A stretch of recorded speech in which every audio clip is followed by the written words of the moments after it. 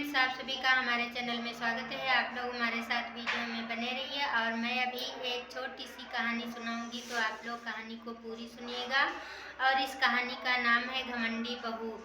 हेमलता अपने बेटे पंकज की शादी धूमधाम पल्लवी के साथ करवा दी थी और धूमधाम से शादी करने के बाद पल्लवी जब ससुराल आई तो अपनी सासू माँ का बहुत सेवा सत्कार करती थी और देखभाल करती थी। इसी तरह से पंकज पढ़ा लिखा था और कुछ ही दिनों के बाद शादी के कुछ ही दिनों के बाद वह नौकरी करने के लिए बाहर चला गया और अब सास बहू दोनों अकेली घर में रहती थी। इसी तरह से जब पंकज बाहर चला गया तो पल्लवी अपने सास के साथ में बुरा बर्ताव करने लगी और जब सास कुछ कहती थी तो वो चिल्लाकर बोलती थी। वैसे पहले तो सासू माँ की बड़ी सेवा करती थी, उनके पैर भी दबाती थी, समय से खाना पीना चाय नाश्ता सब कुछ करवाती थी। और जब बेटे के जाने के बाद पल्लवी तो बिल्कुल बदल चुकी थी। अपनी सास के साथ में ऐसा ऐसा बर्ताव करती थी, जैसे ही सास एक कप चाय भी मांगती तो चिल्लाकर बोलती थी।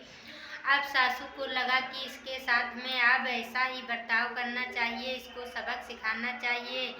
फिर हेमलता ने क्या किया, अपनी तैयारी कर ली और कहने लगी कि मैं कुछ दिन के लिए यात्रा पर जा रही हूँ और अपनी बहन के साथ में यात्रा पे चली गई। अब क्या पल्लवी अकेले घर में रहने लगी और कुछ दिनों के बाद जब बहुत दिन हो गए तब हेमलता की बहन घर वापस पल्लवी के पास आई और रोने लगी, कहने लगी, पल्लवी बहू, तुम्हारी सास तो ऊपर चली गई और आप लोगों को पता भी नहीं चला। अब क्या? पल्लवी जैसे ही इतना सुनी तो जोर जोर से रोने लगी और कहने लगी, सासू माँ, तुमने तो बताया भी नहीं और हम लोगों को पता भी नहीं चला और कैसे ऊपर चली गई, यह सब ढंढस बनाने लगी।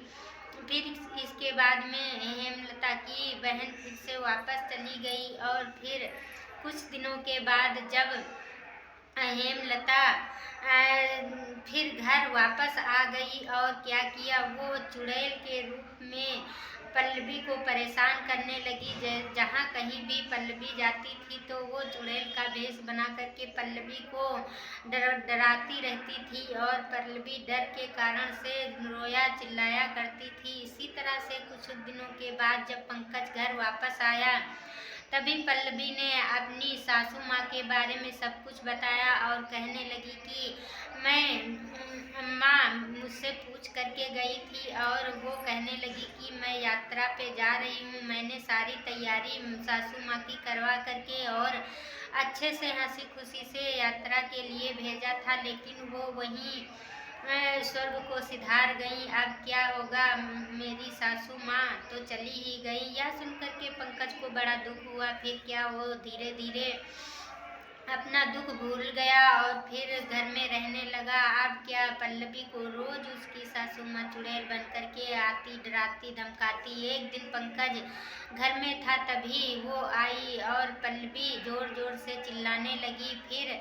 तुरंत ही उसकी पंकज की माँ हेमलता ने अपना घूंघट खोला और अपने शरीर को दिखाया। कहने लगी, बेटा, मैं मरी नहीं थी और मैंने तो बहू को सबक सिखाने के लिए इतने दिन तक गायब रही, फिर चुड़ैल का भेष बनाकर मैंने इसको सताया है और मैं अभी तक मरी नहीं हूँ, जिंदा हूँ। यह सुनते ही पंकज बहुत परेशान हो गया और कहने लगा कि ऐसा क्यों माँ आपने किया कि चुड़ैल का भेष बना करके पल्लवी को डराया, इसमें तुमको क्या मिला?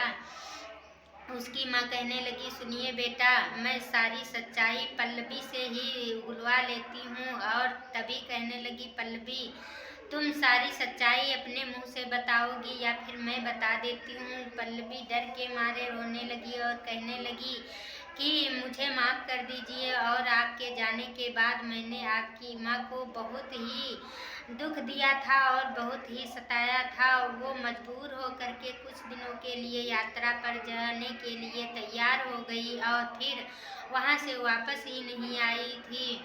तभी उसकी सासू माँ कहने लगी, मैं अपनी बहन के वहाँ गई थी और फिर सबक तुमको सिखाने के लिए चुड़ैल का भेष बना करके मैं फिर से घर वापस आ गई थी। और अब तुम्हें पंकज से बोली, अब तुम्हें पता चल गया कि इनकी सच्चाई क्या थी। और फिर वह ज़ोर ज़ोर से रोने लगी। पंकज और अपनी सास से दोनों से माफ़ी मांगी और कहने लगी कि मुझे माफ़ कर दीजिए सासू माँ, मैंने तुमको बहुत परेशान किया था इनके ना होने के बाद। और फिर अपनी माँ से पंकज भी अपनी पत्नी के बारे में माफ़ी मांगी और कहने लगा कि माँ जी अब इसे माफ़ कर दो, अब ऐसा बिल्कुल भी नहीं होगा। और मेरे ना रहने के बाद तुमको इतना इसने सताया है, मैंने इसे बहुत ज़्यादा दंड दूंगा, मैं भी इसको परेशान करूंगा। और फिर सभी लोगों ने एक दूसरे को माफ़ किया और फिर एक साथ हंसी खुशी से रहने लगे। और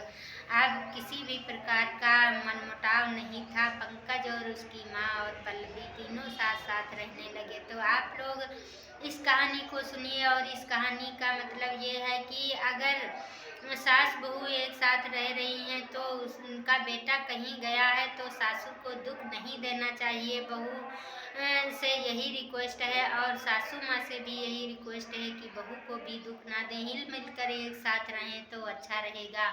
और आप लोग इस कहानी को सुनिएगा। कहानी अच्छी लगे तो लाइक करना, कमेंट करके बताना मेरी कहानियाँ कैसी लगती हैं। और अगली कहानी में आप लोगों का स्वागत रहेगा। तब तक के लिए बाय बाय।